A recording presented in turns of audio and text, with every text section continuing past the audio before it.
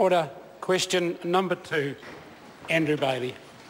Mr Speaker, my question is to the Minister of Finance, and it asks, what reports has he received confirming the economy is continuing to grow and that this growth is supporting more jobs and higher incomes? Honourable Bill English. Speaker, a number of reports that New Zealand's solid economic growth is supporting more jobs and higher incomes. Statistics New Zealand's latest GDP data confirmed the economy grew by 3.9% in the 12 months to June, the highest growth rate in 10 years, and a tribute to the extraordinary efforts of millions of New Zealanders in their homes and their workplaces. The latest household labour force survey confirmed that the unemployment rate fell to 5.4% in September, the lowest rate since March 2009, and an extra 72,000 jobs were created over the past year. In terms of higher incomes, the benchmark used by successive governments over the years for setting New Zealand super, that is average hourly earnings, increased by 2.3% in the year compared with inflation of 1%. So more jobs and real increases in incomes. Supplementary, Mr Speaker. Supplementary question, Andrew Bailey. What other economic indicators show that the growing economy is helping New Zealand families and households to get ahead under their own steam?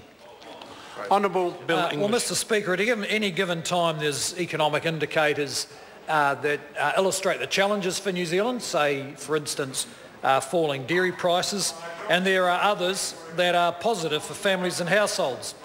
Low global inflation, a strong Kiwi dollar, and more jobs mean that we're not seeing the kind of inflation increases that usually come with this kind of economic growth. So New Zealanders have slightly more spending power, as on average their incomes are rising a bit faster than the cost of living. Supplementary, Mr Speaker. Supplementary question, Andrew Bailey. What global and domestic risks does the Minister see for the New Zealand economy over the next 1 or 2 years? Honourable Bill English. Well, Mr Speaker, we have some confidence that New Zealand will perform solidly over the next few years and deliver moderate increases in incomes for New Zealand households. But it's clear that there are some global risks. For instance, in Europe and Japan appear to be headed for recession. There's some uncertainty about the Chinese and Australian economies, and some of those changes are having an impact on New Zealand. We've seen falls in global commodity prices such as forestry and dairy, which can have a negative impact on the economy.